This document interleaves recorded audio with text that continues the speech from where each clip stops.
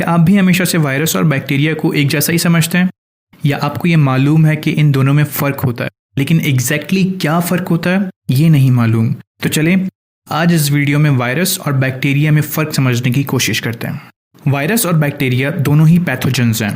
Pathogens का मतलब होता है वो तमाम माइक्रो ऑर्गेनिजम्स जो मुख्तलिफ़ किस्म की बीमारियों की वजह बनते हैं। डिफरेंट टाइप्स के पैथोजेंस होते हैं जिनमें बैक्टीरिया और वायरस भी शामिल हैं, लेकिन इन दोनों के साइज, स्ट्रक्चर और बायोलॉजी में बहुत फ़र्क होता है। बैक्टीरिया एक माइक्रोस्कोपिक साइज के सेलुलर क्रिएचर होते हैं जिनका साइज यूजुअली 0.5 to 5 माइक्रोमीटर होता है। ज़्यादातर बैक्टीरिया की बॉडी में साइटोप्लाज्म मौजूद होता है। साइटोप्लाज्म एक जेली लाइक ऑर्गेनिक सब्सटेंस होता है और इस साइटोप्लाज्म के अंदर बहुत सारे बायोकेमिकल प्रोसेसेस हो रहे होते हैं। इन तमाम प्रोसेसेस की वजह से हम बैक्टीरिया को लिविंग ऑर्गेनिज्म काउंट करते हैं और इस साइटोप्लाज्म के अंदर जेनेटिक मटेरियल भी मौजूद होता है जिसको डीएनए कहते हैं।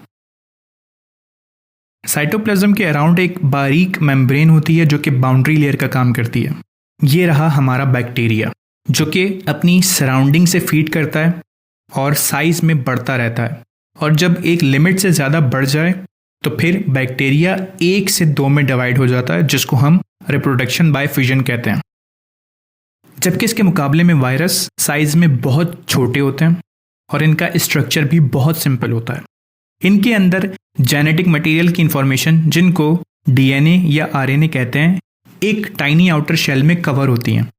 वायरस में साइटोप्लाज्म नहीं होता, इसी वजह से इनमें कोई बायोकेमिकल रिएक्शन भी नहीं होता और इसलिए वायरस नॉन लिविंग ऑर्गेनिज्म कहलाते हैं क्योंकि इनमें कोई लाइफ प्रोसेसेस नहीं होते।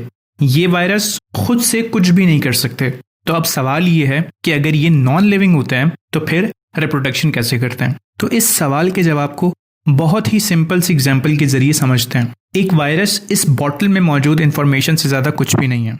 जब भी कोई लिविंग सेल, जिसको होस्ट सेल भी कहते हैं, इस बॉटल के पास से गुजरे और इस बॉटल के अंदर मौजूद इस जेनेटिक मटीरियल की इंफॉर्मेशन को पढ़ ले, तो इस जेनेटिक मटीरियल के अंदर मौजूद इंफॉर्मेशन की वजह से होस्ट सेल में मौजूद बायोकेमिकल प्रोसेसेस वायरस की रेप्लिकेशन स्टार्ट कर देते हैं और आमतौर पर इसका रिजल्ट सेल के लिए अच्छा नहीं होता।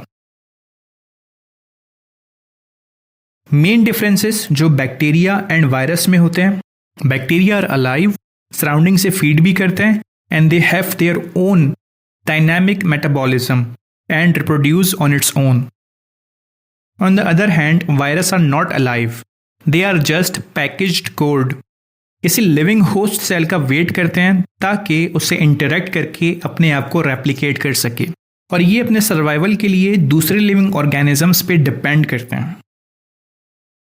वायरस ह्यूमंस पे, प्लांट्स पे, एनिमल्स पे अटैक करते हैं, यहाँ तक कि बैक्टीरियाज भी इन वायरस से सेफ नहीं होते। जबकि बैक्टीरिया पीसफुली तकरीबन हर जगह मौजूद होता है, मट्टी में, नेचुरल वाटर में, ड्रेन में, बचे हुए खाने में, बल्कि बहुत सारे बैक्टीरिया तो हमारी स्किन्स और डिफरेंट बॉडी पार्ट्स पर भी बगैर कोई नुकसान पहुंचाए मौजूद होते हैं।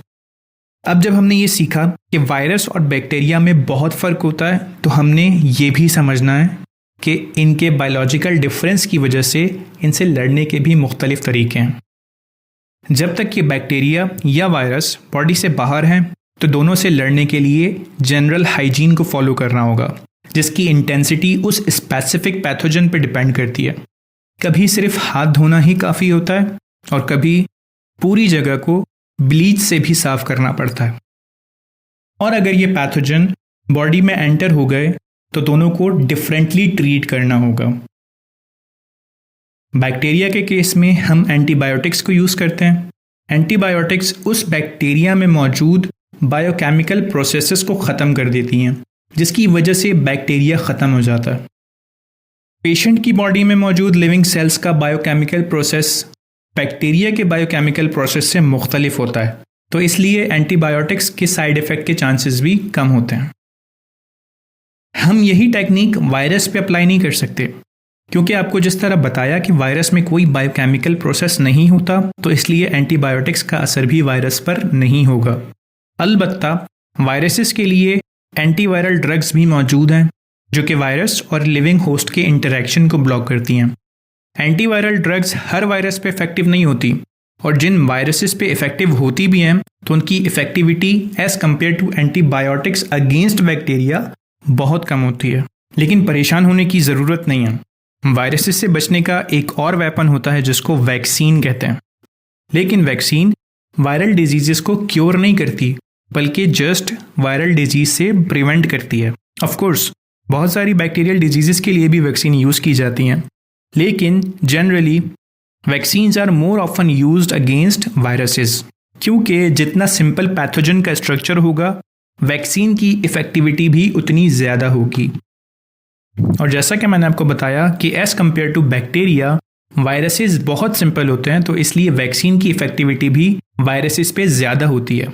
और इसके अलावा हमारी बॉडी में मौजूद इम्यून सिस्टम भी वायरस से हमें डिफेंड करता है, जिसकी डिटेल मैं अपनी दूसरी वीडियो में बताने की कोशिश करूँगा। अब तक के लिए इतना ही। आपको मेरी ये वीडियो कैसी लगी कमेंट करके मुझे अपना फीडबैक लाजमी दें। इस वीडियो को अपने दोस्तों के साथ शेयर करें और मेरे इस चैनल को सब्सक्राइब करें।